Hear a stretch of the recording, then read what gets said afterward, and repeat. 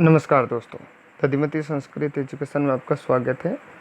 दोस्तों, हम राजस्थान के भूगोल इस विषय पे अभी चर्चा कर रहे हैं और बारी बारी से राजस्थान के भूगोल से संबंधित भौगोलिक जो स्थितियां हैं उससे संबंधित हम वीडियो लेकर के उपस्थित हो रहे हैं। आशा करता हूं कि आपको ये वीडियो पसंद आ रहे होंगे।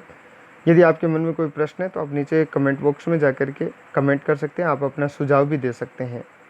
रीट और BSTC प्री BSTC जो एग्ज़ाम होने वाले हैं उनके लिए राजस्थान के भूगोल से संबंधित बहुत ही महत्वपूर्ण तरीके से प्रश्न पूछे जाते हैं। RMSSB या राजस्थान में आयोजित होने वाली कोई भी प्रतियोगी परीक्षा हो, चाहे वो RPSC के द्वारा आयोजित होती हो, चाहे RMSSB के द्वारा, सभी के लिए बहुत ही महत्वपूर्ण ये टॉपिक है। टॉपिक सिद्ध होने वाला है राजस्थान का भूगोल। तो दोस्तों, अब हम चर्चा कर लेते हैं। इससे पहले हमने राजस्थान के लगभग आधे से ज़्यादा भाग में फैले हुए मरुस्थल के बारे में चर्चा कर ली है कि मरुस्थल किस प्रकार के होते हैं, कहाँ कहाँ तक विस्तार है, किस तरीके से उनका विस्तार है, किस तरीके से वो राजस्थान में कितने प्रतिशत फैला हुआ है कुल क्षेत्रफल का। ये सारी चीज़ें हम जो है अध्ययन कर चुके हैं। आज हम बात करने वाले हैं उससे अगले पार्ट में, जो कि बहुत ही महत्वपूर्ण पार्ट है राजस्थान का, अरावली की पर्वतमाला। तो शुरू करते हैं अरावली पर्वतमाला।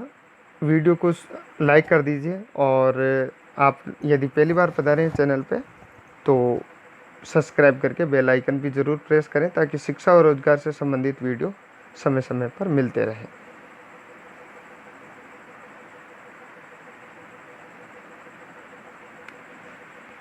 अरावली पर्वतमाला, इसका जो निर्माण काल है वो प्री कैम्ब्रियन काल है। अरावली पर्वतमाला USA की अल्पेशियन पर्वतमाला के समकालीन है और यह भारत की सबसे प्राचीनतम पर्वतमालाओं में से एक मानी जाती है। विस्तार, इसकी कुल लंबाई 692 किलोमीटर है। राजस्थान में ये 550 किलोमीटर यानी कि लगभग अपने कुल क्षेत्रफल का लगभग 80% राजस्थान में फैली हुई है और इसकी जो औसत ऊंचाई है वो 930 मीटर है। बात कर लेते हैं इसकी विशेषताओं पर।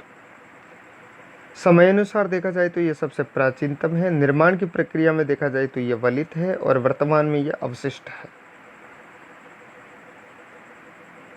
अरावली की जो दिशा है वो रायसेना पहाड़ी जो कि दिल्ली में पड़ती है और खेड़ ब्रह्म जो कि गुजरात के पालनपुर में पड़ता है, यहाँ से ये शुरू होती है गिरनार से। और इसका जो विस्तार है वो पश्चिम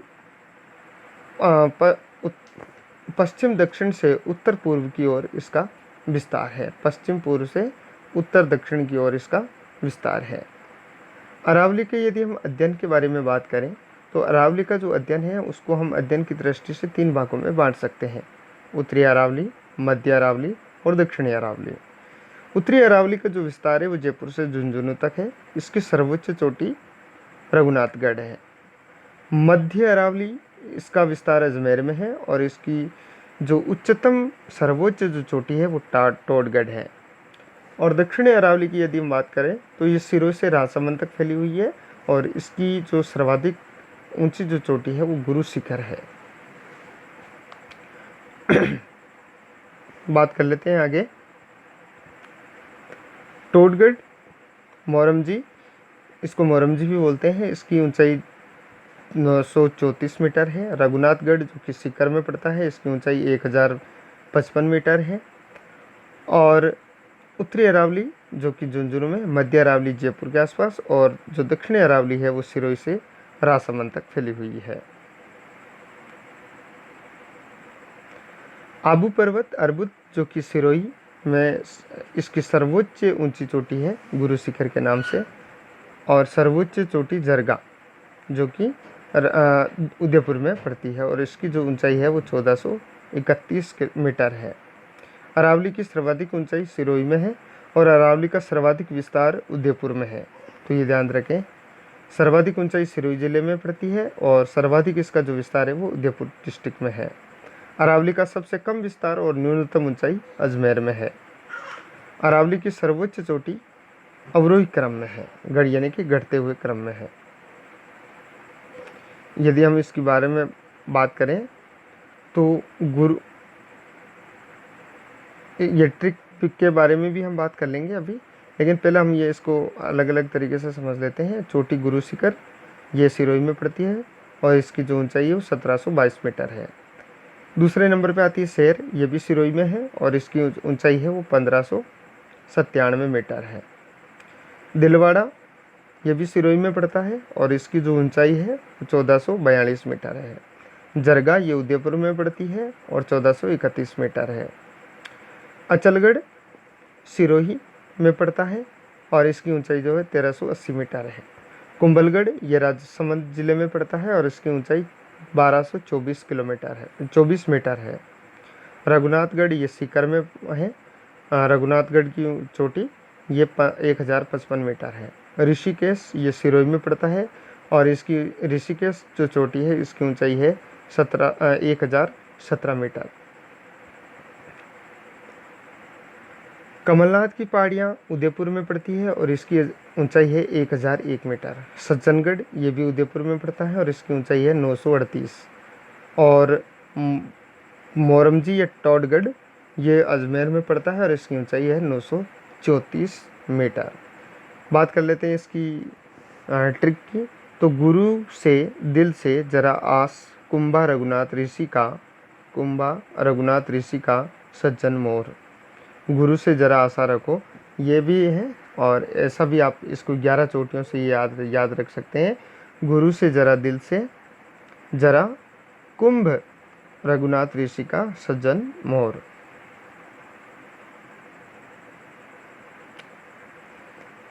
बात कर लेते हैं आगे। खो ये जयपुर में पड़ता है और इसकी 920 मीटर ऊंचाई है। सायरा उदयपुर में पड़ती है 900 मीटर है। तारागढ़ अजमेर में पड़ता है 873 है। बिलाली अलवर में पड़ता है 775 मीटर है। रोजा भाकर जालोर में पड़ता है और 730 मीटर है। और बोली ये भी जालोर में पड़ता है और इसकी जो ऊंचाई है वो लगभग 730 मीटर के समथिंग है। बात कर लेते हैं अरावली के नाले या दर्रों की। तो पर्वतों के मध्य नीचा और तंग रास्ता जो कि दो और के स्थानों को जोड़ता है उसे नाल कहते हैं या फिर उसका दर्रा भी कहा जाता है। प्रमुख जो नाल है वो बरनाल की नाल, देसूरी की नाल पाली में है। डेबर, केवड़ा, फुलवारी की नाल, हाथी नाल ये उदयपुर में है। और सूरा नाल ये ब्यावर में है अजमेर में।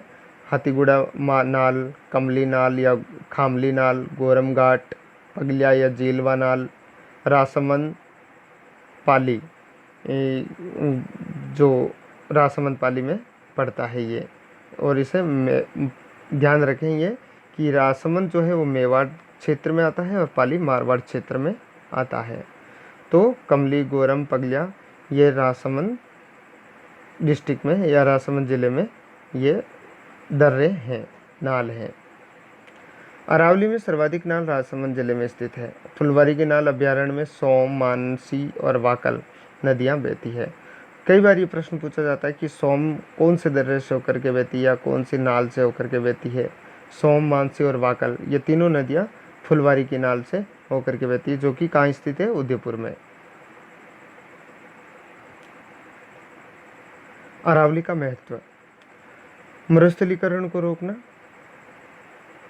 अरावली में धात्विक खनिज बहुत ज़्यादा पाए जाते हैं क्योंकि अरावली धारवाड़ चट्टानों से निर्मित है। कई बार ऐसा भी पूछा जाता है कि अरावली किस प्रकार की चट्टानों से निर्मित है, तो धारवाड़। अरावली में जैव विविधता सर्वाधिक पाई जाती है क्योंकि वनस्पति अधिक है। राजस्थान की अधिकांश नदियों का उद्गम अरावली से होता है। अरावली राजस्थान के मानसून को प्रभावित करती है। अरावली प्राचीन सभ्यताओं जैसे आड़, गिलूंड जो कि आड़ उदयपुर में है और गिलूंड राजसमंद में है, बेराट जयपुर में है, गणेश्वर सीकर में है और नवीनतम जो नगरीय सभ्यताएं हैं जयपुर, अजमेर, उदयपुर, इनकी जन्मस्थली या मातृभूमि कही गई है। अरावली व राजस्थान की प्रमुख पहाड़ियाँ। पहाड़ी का नाम प्लस भाकर भाकर या भाकरी इसको जालौर में कहते हैं। मगरा या मगरी उदयपुर में कहा जाता है। डूंगर या डूंगरी जयपुर में कहा जाता है। त्रिकूट की पहाड़ी सोनारगढ़ किले पे जहाँ पर सोनारगढ़ किला स्थित है, ये जैसलमेर में है। त्रिकूट पर्वत, ये कैला देवी का मंदिर यहाँ पर बना हुआ है जो करौली में स्थित है। त्रिकूट की पहाड़ी और त्रिकूट का पर्वत, ये दो अलग अलग चीज़ें हैं, ध्यान रखें। पर्वत करौली में है और पहाड़ी जैसलमेर में है। चिड़िया टूक पहाड़ी जिसमें मेहरानगढ़ का किला बना हुआ है, जोधपुर में है। और छप्पनिया की पहाड़ियाँ बाड़मेर में बनी हुई है।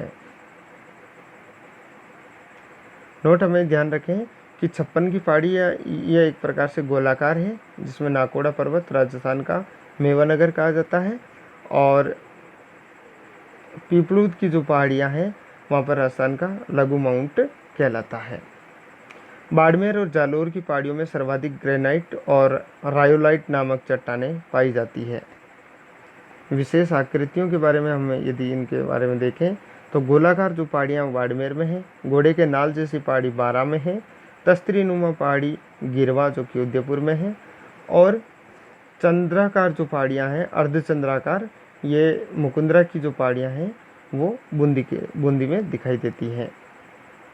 गिरवा का शाब्दिक अर्थ पर्वतों की मेखला या श्रृंखला है जो कि दक्षिणी अरावली में स्थित है, जो कि उदयपुर में स्थित है। रोजा भाकर जालौर में है, इसराना भाकर जालौर में है, और झारूला भाकर वो भी जालौर में स्थित है।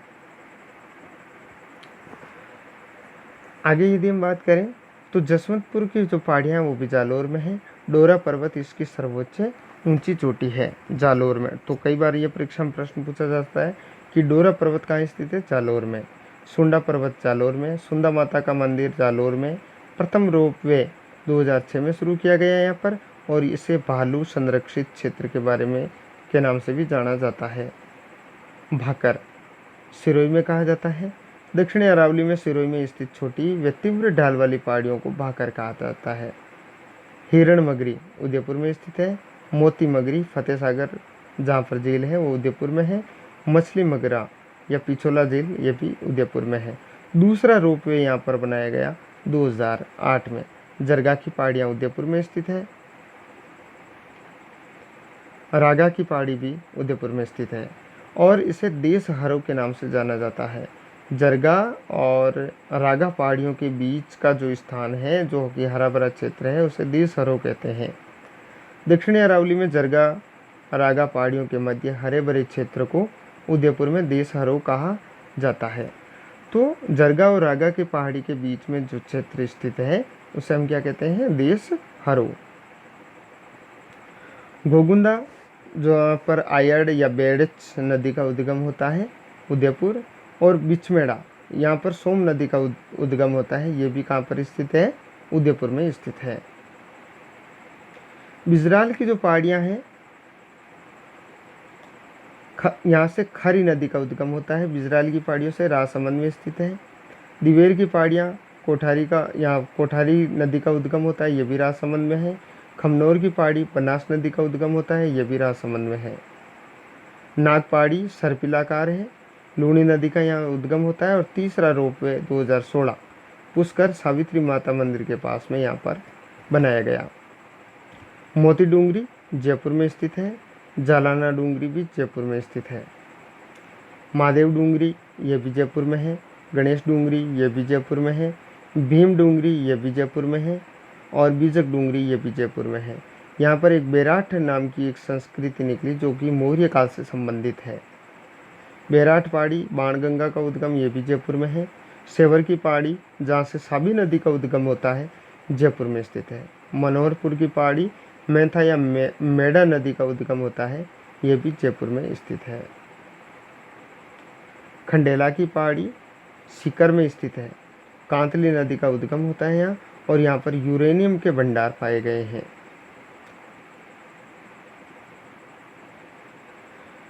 और मलय खेत या माल खेत की पहाड़ी सीकर में है। हर्ष की पहाड़ी सीकर में है। हर्षनाथ की पहाड़ी अलवर में है। तो ये दो अलग अलग चीज़ें आपको ध्यान रखनी चाहिए। दो अलग अलग ये बातें ध्यान रखें। हर्ष की पहाड़ी सीकर में है और हर्षनाथ की पहाड़ी अलवर में है। उदयनाथ की पहाड़ी भी अलवर में है, जहाँ से उदयनाथ की पहाड़ी से रूपारेल नदी का उद्गम होता है। भैरांच पर्वत ये भी अलवर में स्थित है और बाबाई पहाड़ी झुंझुनू में स्थित है। और बबाई पहाड़ी झुंझुनू में है और बाबाई पहाड़ी जयपुर में है। तो बबाई और बबाई पहाड़ी झुंझुनू और बाबाई पहाड़ी उदयपुर में जयपुर में स्थित है। आडावाल का पर्वत बूंदी में है और बीजासन पहाड़ी भीलवाड़ा में स्थित है और बरवाड़ा की पहाड़ी जो है वो जयपुर में स्थित है। तो दोस्तों ये अरावली का अध्ययन था, जो कि हमने देखा कि अरावली से किस तरीके से प्रश्न आ सकते हैं। मिलते हैं अगले वीडियो में, तब तक के लिए जय हिंद जय भारत। और आप हमारे चैनल के साथ बने रहें, अपने सुझाव ज़रूर नीचे कमेंट बॉक्स में लिखें। मिलते हैं अगले वीडियो में, तब तक के लिए धन्यवाद।